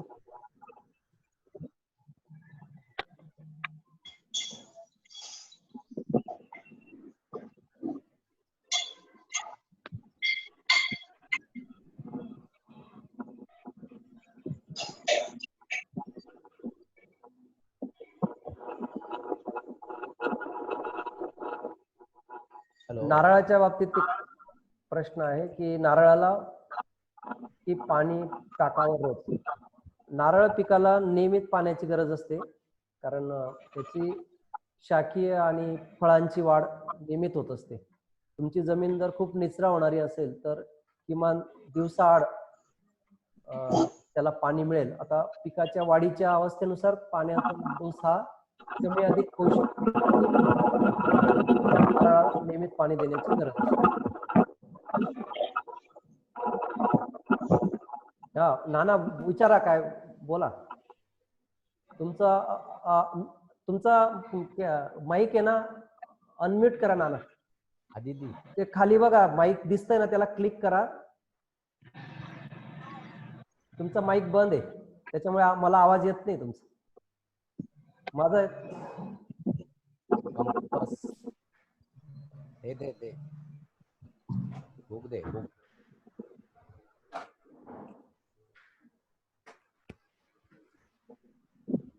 हर्षद,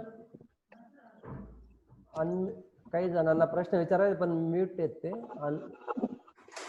सगळ्यांना अनम्यूट करून देतो. नाही ना, हे अनम्यूट करायचं असतं ना.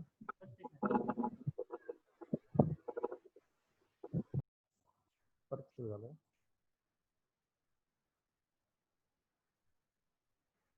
नाही, सगळं लेफ्ट झालं सगळं.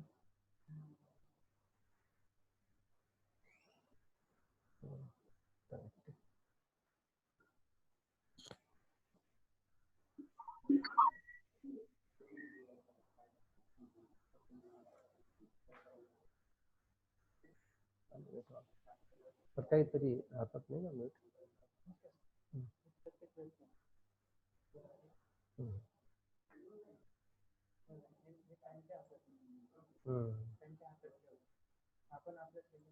हॅलो. हा, ज्यांना प्रश्न विचारायचा असेल त्यांनी अनम्यूट करा. हा बोला मॅडम. हॅलो. हा बोला बोला. सर, ते माती परीक्षण आणि पाणी परीक्षण जर करायचं असलं तर ते सॅम्पल आपण घेऊन जायचे आणि त्याचे दर कसे असतात? आपल्या आता प्रत्येक लॅबचं पॉलिसी वेगळी असू शकते, दरही वेगळे असू शकते. शासकीय रोपवाटी शासकीय प्रयोगशाळेमध्ये जर करायचं असेल आणि तुम्ही जर त्या प्रयोगशाळेमध्ये संपर्क साधला आणि शक्य असेल तर तिथला जो तज्ञ आहे किंवा तिथला जो असिस्टंट आहे तोही तुमचे नमुने घेऊन आणू शकतो, किंवा तुम्ही जर त्या प्रयोगशाळेत व्हिजिट केली तर तिकडे तुम्हाला माहिती दिली जाते की नमुना कसा घ्यायचा. अच्छा. हा. आणि त्याचा रिपोर्ट किती दिवसात येतो? किमान 3 ते 5 दिवस लागतात. आणि आता जे गव्हर्नमेंटची स्कीम आहे सॉइल हेल्थ कार्ड ते दिलं जातं. त्याच्यावर GPS रिडिंग घेऊन जर तुम्ही ते केलं तर सर्व सविस्तर त्याच्यावरचं विश्लेषण करून रिकमेंडेशन सुद्धा दिले जातात की तुमचं पीक कोणतं आहे, त्या पिकानुसार जी कमतरता असेल त्यानुसार कोणते खताचे डोस दिले गेले पाहिजे, किती प्रमाणात दिले पाहिजे, हे सुद्धा त्याच्यामध्ये रिकमेंडेशन सुद्धा दिले जातात. साधारणतः 150 रुपये बेसिक जे आहेत ना ते 150 रुपयापर्यंत चार्जेस शासकीय प्रयोगशाळांचे आहेत. सूक्ष्म अन्नद्रव्य जर असतील तर त्याला 500 रुपयापर्यंत खर्च येतो. पण सूक्ष्म अन्नद्रव्य सुरुवातीला गरज नाहीये. सूक्ष्म अन्नद्रव्य ठीक आहे. लोखंडे साहेब विचारा. नीता मॅडम झालं तुमचं? हो. आणि सर ते तुम्ही ते कुंपणासाठी ज्या विषारी आणि काटेरी वनस्पती सांगितल्या त्या नर्सरीत मिळतात का? नाही ते फॉरेस्ट नर्सरीमध्ये त्याचं सीड मिळतं किंवा त्याची रोपं मिळतात. चिलार असेल किंवा निरगुडी असेल किंवा बांबू असेल अच्छा. ते स्वस्त मिळतात आणि त्याचं बियाणं जर मिळालं तर ते डायरेक्ट पण पेरणी करू शकतो. बोला लोखंडे साहेब. सर नमस्कार, मी अजय लोखंडे बोलतोय. हा बोला. सर माझा एक प्रश्न आहे. फळपिकाचा विषय असल्यामुळे KVK मार्फत जे फळपिकाचे प्रशिक्षण प्रक्रिया विषयक विस्तार शिक्षण कार्यक्रमाबाबत थोडंसं आपण सांगावं. तुम्ही कुठून बोलताय? मी मुंबईतून बोलतोय. बर. प्रत्येक जिल्ह्याला एक कृषी विज्ञान केंद्र आहे. तुम्हाला मुंबईसाठी कोसबाडला जे गोखले एज्युकेशनचं जे KVK आहे तर त्या ठिकाणी तुम्ही जर संपर्क साधला तर एकतर 2 प्रकारे काही म्हणजे रेग्युलर प्रोग्राम्स असतात त्याच्यामध्ये सहभाग घेता येईल किंवा तुम्ही जर गट तयार केला आणि तिकडे नोंदणी जर केली आणि तुमची कोणत्या फळपिकांच्या प्रक्रियेची गरज आहे त्यानुसार ते प्रशिक्षण आयोजित त्याच्यामध्ये करू शकता. Thank you sir. तर माझा एक प्रश्न आहे. हा बोला. 2च मिनिटं. कोण बोलताय? हॅलो, हर्षल बोलतोय. हा हर्षल बोल. हर्षल. हा, केळी लागवडीसाठी केळी लागवड करायची म्हटलं. 1 मिनिट. बाकीच्यांनी जर माईक म्यूट करून ठेवा म्हणजे डिस्टर्बन्स येणार आणि जेव्हा तुम्हाला प्रश्न विचारायचा असेल त्यावेळेस ऑन करा. हर्षल, केळी लागवड ही आपल्या तू नाशिकवरूनच बोलतोय ना? हो, नाशिक बागलांमध्ये. ओके. शक्यतोवर चुनखडयुक्त जमीन, एकदम मुरमाड जमीन म्हणजे तुम्ही जी डाळिंब वगैरे लावतात तशा जमिनीऐवजी जी थोडी भारी जमीन असेल, त्याला आपण म्हणतो ना पाणी धरून ठेवणारी किंवा त्याच्यामध्ये ताकद आहे, तुम्ही अनालिसिस करून घ्या. अशा जमिनीमध्ये केळीची लागवड यशस्वी होऊ शकते. फक्त खूप दलदल होत असेल, चिखल होत असेल किंवा पाण्याखाली असेल आणि खाली खूप कातळ असेल अशी जमीन सोडून केळीची लागवड तुमच्या भागामध्ये सुद्धा यशस्वी होऊ शकते. तर त्यासाठी आता टिश्यू कल्चर पद्धतीने जी लागवड पद्धती आहे त्याच पद्धतीने त्याच्यामध्ये लागवड करायची आहे. त्याच्यात 2 वेळा आपण लागवड करू शकतो. एक कांदे बाग असते आणि एक मृग बाग असते. म्हणजे पावसाळ्यानंतर जे आपण कांदे लावतो ना ते कांदे बाग त्याला म्हणतात. आणि मृग बाग जी आहे ती पावसाळ्याच्या दरम्यान लावली जाते. पण शक्यतो कांदे बाग ही जी आहे पावसाळ्यानंतर, तर ज्या क्षेत्रामध्ये तुम्हाला लागवड करायची असेल त्या क्षेत्रामध्ये तुम्ही सोयाबीन किंवा ताग धेंचा जर घेतला आणि तो जर गाडून टाकला आणि मग पावसाळ्यानंतर त्याच्या आधी किमान 3 महिने आधी तुम्ही रोपांचं बुकिंग, कारण टिश्यू कल्चर लॅब मध्ये 3 महिने आधी ऑर्डर द्यावी लागते. ज्या काही चांगल्या रेप्युटेड कंपन्यांनी ग्रँड9 ही जी जात आहे ती सगळ्यात बेस्ट आहे. पाणी तुमच्याकडे रेग्युलर पाहिजे. जसं डाळिंबाला तुम्ही टँकरने पाणी टाकतात तसं केळीला टँकरने पाणी चालणार नाही आणि त्याला रेग्युलर खतं पण सोडायला लागतात. त्याच्यामुळे drip irrigation system, fertigation system, शेततळ या सगळ्या सोयी जर अशा असतील तर केळीची लागवड म्हणजे पाणीची सोर्स आपला हमखास पाहिजे.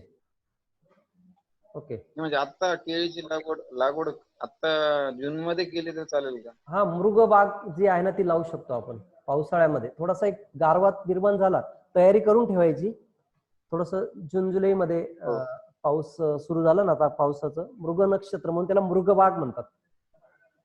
त्यावेळेस आल्हाददायक वातावरण असतं, कारण अदरवाईज आता आहे ना वारा आणि टेम्परेचर, पानं सगळे रोपं फाटून जातील. मग त्याला लागवड करतात काही शेतकरी, पण मग त्याला खूप कव्हर वगैरे करावं लागतं, खर्च त्याच्यामध्ये वाढतो. तर तर थोडस मृग नक्षत्रात लागवड केली तर फायदेशीर ठरू शकते. ठीक आहे. मी विचारू का सीमा राणे? हा मॅडम बोला.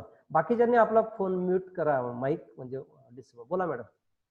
सीमा राणे बोलते. तुम्ही खूप छान इन्फॉर्मेशन देताय, थँक्यू. निंबोळी खत तुम्ही जे सांगितलं, आता कोकण साईडला माझ्यामध्ये वाळवी सारखा हे आहे जमिनी, तर त्यामध्ये काय घालू मी? आणि 10 वर्षाची झाड आहेत माझ्याकडे आंब्याची 10 वर्षाची आणि जर असतील कोकोनटची. तर मॅडम क्लोरोपायरीफॉस नावाचं एक कीटकनाशक आहे. क्लोरोपायरीफॉस लिक्विड मध्ये मिळतं ते. तर त्याचं घोल करायचं म्हणजे द्रावण तयार करायचं. तुमचे झाड किती आहेत? तरी 100 आहेत. 100 आणि नारळाची 100 आहेत. मग तुम्हाला किमान 200 लिटर पाणी करावं लागेल. 200 लिटर पाण्यामध्ये 500 ml ते क्लोरोपायरीफॉस टाका. क्लोरोपायरीफॉस आणि त्याचं ड्रेंचिंग करा, म्हणजे खोडाच्या आजूबाजूला छोटे रिंग करून ते पाणी त्याच्यामध्ये ओतून द्या. आणि हे कितीला करायचं, किती फ्रिक्वेंट किमान साधारणतः आता वाळवीचा जो जीवनक्रम आहे ना तो पावसाळ्यामध्ये सुरू होतो आणि ते जानेवारी पर्यंत नुकसान करतात. तर तुम्ही पावसाचा थोडा वेग कमी झाला, उघडीप मिळाली तेव्हा एक ट्रीटमेंट करा आणि 3 ते 4 महिन्यानंतर दुसरी ट्रीटमेंट करा. अच्छा. आणि जर दुसरा प्रश्न, शेताच्या आजूबाजूला काही वारुळ असतील त्या वारुळांमध्ये पण हे ट्रीटमेंट करा. वारुळ शक्यतो खोदून नष्ट करता आली तिथले राणी, कारण ते नारळाच्या झाडावर वारुळ चढतात. हो, तर ते तुमच्या इथं त्याचं वारुळ वगैरे असू शकतं. आणि समजा चढलं असेल तर ते खरडून काढा आणि नंतर ट्रीटमेंट करा. नाही तर तुम्ही खाली औषध सोडणार आणि ती वाळवीवरती वाढेल, असं नको त्याच्यामध्ये व्हायला. अच्छा. आणि स्वच्छ मशागत वगैरे जर केली तर हा प्रॉब्लेम कमी होऊ शकतो. अच्छा. पावसानंतर कधी लागवड करता येते झाडांची? म्हणजे नवीन जर मला काही झाडं लावायची असेल. जोराचा पाऊस आता कोकणामध्ये शक्यतो आम्ही रिकमेंड करतो की तुम्ही ऑगस्ट सप्टेंबर नंतर लागवड करा, कारण तुमच्याकडे एवढा पाऊस पडतो तर भर पावसामध्ये लागवड शक्य होत नाही. तर पाऊस थांबल्या इमिजिएट लागवड जर केली तर फायदेशीर ठरू शकतं. किंवा मग आधी लागवड करायची, जसं आता ऐकतोय की कोकणात पाऊस पोहोचतोय आणि जर तुमच्याकडे पाण्याची सोय असेल, खड्डे करून तयार असतील, त्याच्यामध्ये जर तुम्ही पाण्याने भरून घ्यायची, ओले करून घ्यायचे चांगले चिंब आणि दुसऱ्या तिसऱ्या दिवशी वापसा आल्यानंतर लागवड करायची. म्हणजे मग पुढे समजा पाऊस लांबला तर पाणी तुम्हाला द्यावं लागेल. तर अशी. आणि मी लेंडी खत आणि शेणखत वगैरे घालते, तर ते पावसाच्या अगोदर घालू की परत ऑगस्ट सप्टेंबरच्या दरम्यान? जर ते चांगलं रापलेलं असेल तर तुम्ही पावसाळ्यापूर्वी जर टाकून दिलं, म्हणजे आता पाऊस ऑनसेटला जर टाकून दिलं तर ते चांगल्या प्रकारे लागू होतं. अदरवाईज पावसाचा जोर मध्ये जो गॅप पडतो तयार ठेवायचं, गॅप मध्ये पटकन टाकून घ्यायचं. पावसाळ्यात. आणि एक शेवटचा क्वेश्चन, की जेव्हा फळं येतात युजली सफरचंदाच्या वरती वगैरे एक कव्हर मिळतं जे मुंबईला आपण बघतो, तर तशा टाईपची कव्हर जर मला चांगल्या प्रतीच्या आंब्यांवर ठेवायची असतील की ते एकमेकांना म्हणजे ट्रॅव्हलिंग मध्ये खराब होऊ नये. म्हणजे तुम्हाला आंब्याच्या बाबतीत म्हणतात, म्हणजे काढणीनंतर का झाडावरच लावायचं? नाही, काढणीनंतर मला इथे आंबा आणायचा आहे, मुंबईला आंबा आणायचा आहे वैभववाडीतनं, सिंधुदुर्गातनं. तर त्याच्यामध्ये पेटीमध्ये सुद्धा काही वेळेला आंबा एकमेकांना आपटतो किंवा गवत वापरलं जातं. हो. युजली एकमेकांना आपटून. तर त्याच्याऐवजी सफरचंदांना आपण ते कव्हर्स, तशा टाईपचे कव्हर्स मिळतात का? मिळतात. पॅकेजिंगचे जे सप्लायर्स असतात ना त्यांच्याकडे मिळतं.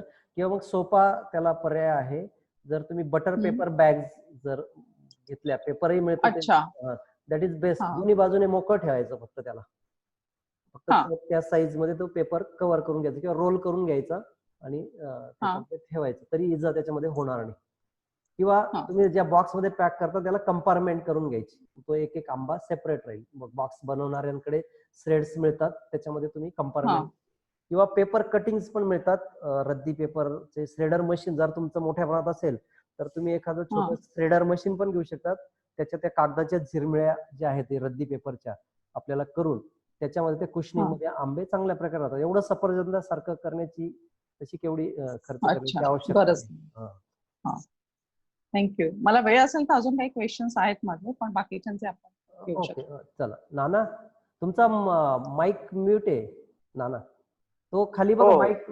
बोला आता. सर, मला असा प्रश्न विचारायचा आहे, क्षारयुक्त जमिनीमध्ये कुठले फळ पिकं घेऊ शकतो? आणि दुसरा प्रश्न असा होता की पेरू आणि आंबा यांची छाटणी करता येईल का आणि कधी केली पाहिजे?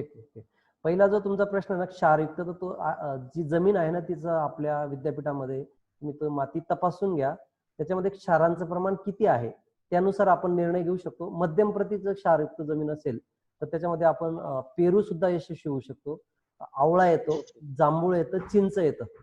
तर हे पिकं आपण त्याच्यामध्ये घेऊ शकतो, जे याला आपण पूर्वी कोरडवाहू पिकं म्हणत होतो. परंतु क्षाराचं प्रमाण खूपच प्रमाणापेक्षा जास्त असेल तर अशा जमिनीमध्ये आपल्याला चर घेऊन त्याच्यामध्ये बाहेरची माती भरून किंवा निचरा करून त्याच्यामध्ये बोध पद्धतीने लागवड त्याच्यामध्ये करता येऊ शकते. तुमचा दुसरा प्रश्न होता छाटणीचा.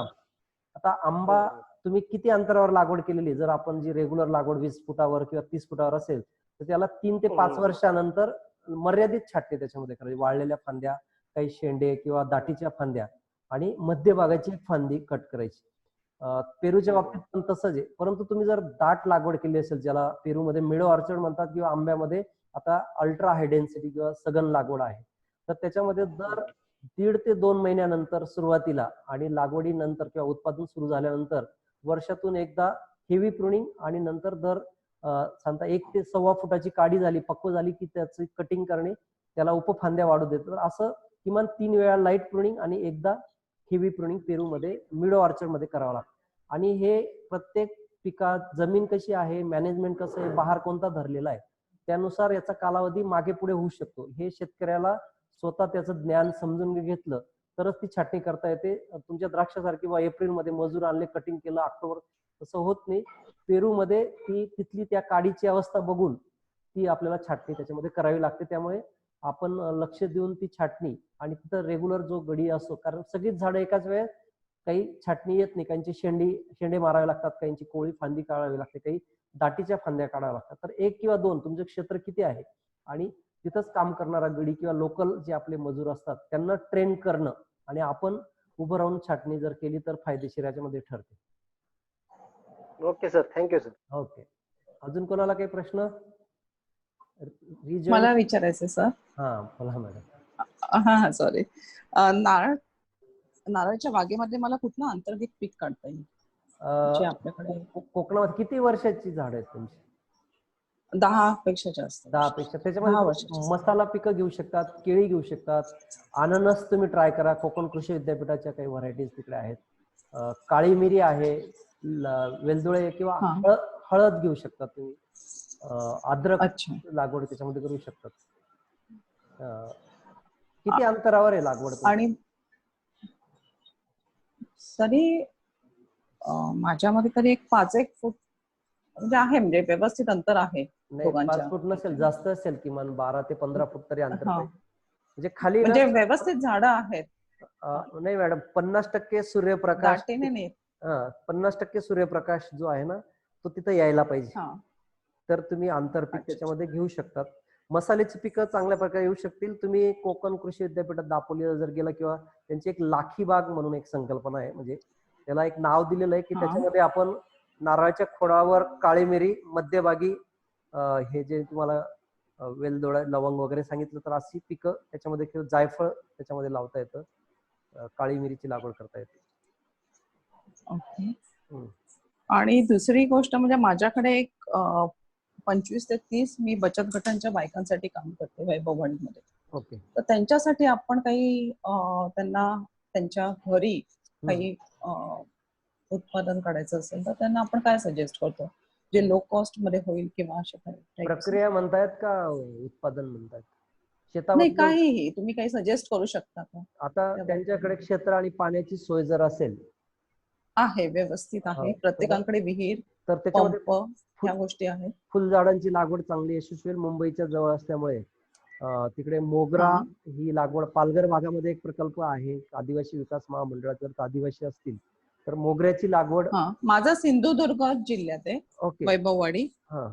तर ते मार्केटिंग मुंबईला जर पाठवणं शक्य असेल तर मोगऱ्याची लागवड जी आहे ती चांगल्या प्रकारे, किंवा कंदवर्गीय ज्या भाज्या आहेत, सुरण आहे किंवा तर कंद वर्गीय मध्ये 4-5 प्रकारची पिकं आहेत, वेगळ्या प्रकारची कंद आहेत, तर त्या कंदांची लागवड तिकडे होऊ शकते. आणि कंद आहेत ना दीर्घकाळ टिकतात, म्हणजे समजा त्यांनी काढून ठेवले आणि स्टोअर केले आणि तुम्ही एकत्रित त्यांचं मार्केटिंग केलं तर ते येऊ शकतं. तर तुम्ही दापोली कृषी विद्यापीठामध्ये ते एक विभागच आहे सेपरेट हॉर्टिकल्चर डिपार्टमेंटमध्ये, तर त्यांच्याकडे सुरण वगैरे, इव्हन चिक्कूच्या आंब्याच्या बागा असतील आणि चांगल्या प्रकारे माती जर असेल काळाची, तर त्याच्यामध्ये सुद्धा हे सुरण वगैरेची लागवड त्याच्यामध्ये होऊ शकते आणि त्याच्यातून त्यांना रोजगार मिळू शकतो.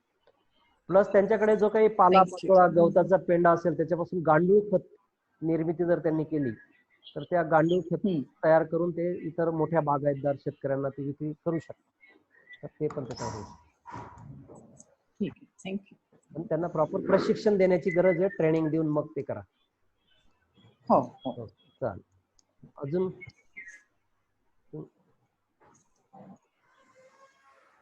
अजून कोणाला प्रश्न विचारा, अदरवाईज आपण वेळ झालेला आहे, पार्टिसिपेंट्स बरेच लेफ्ट झालेले आहेत. ठीक आहे, चालेल. हा नाना, तुमचा फोन परत बंद झालाय. माईक अनम्यूट करा. हो बोला.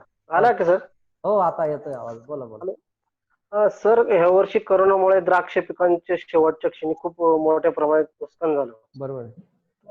त्याच्यासाठी आपल्याला शेवटच्या क्षणी काय करता येईल का ते पीक आपल्याला मार्केट पर्यंत घेऊन जाता येईल किंवा त्याचे प्रोसेस करून किंवा त्याचा ज्यूस करून कोणी घेणारा असेल असं काही आहे का? ना ज्यूस कसं आहे, ज्यूसला आधीच तयारी पाहिजे, कारण त्याचा ज्यूस एक्स्ट्रॅक्टर आणि त्याची वाईन किंवा ते प्रोसेसिंग फार अवघड गोष्ट आहे.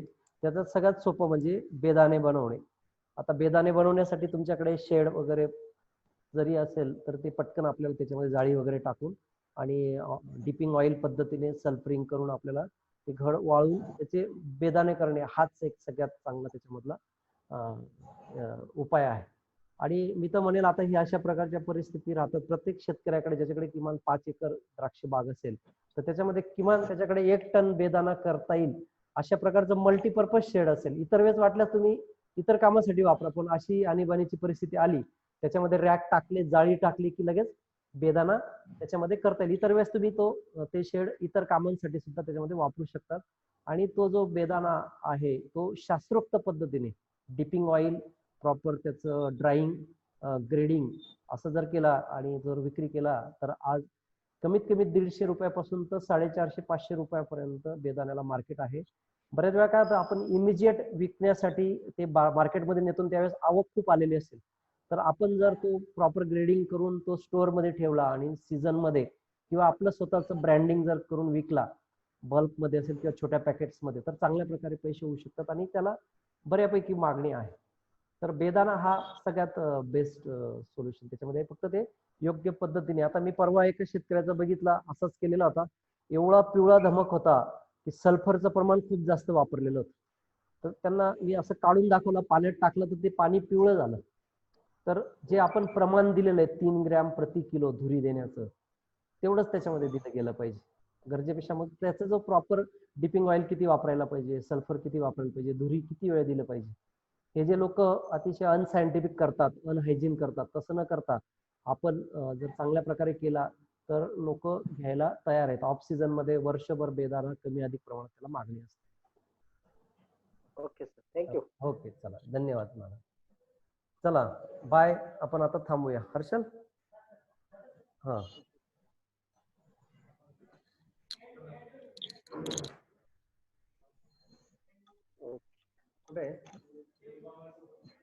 कुठे